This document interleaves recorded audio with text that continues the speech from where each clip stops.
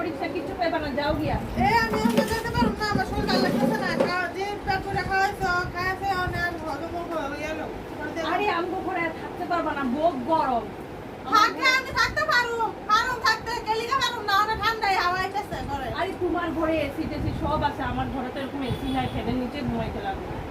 ফ্যানের নিচে 2 দিন ধরে ঘুমাইতেছে না, ঘুম ধরতেছে না, সকালবেলা তো উঠতে পারি ঘুমাই।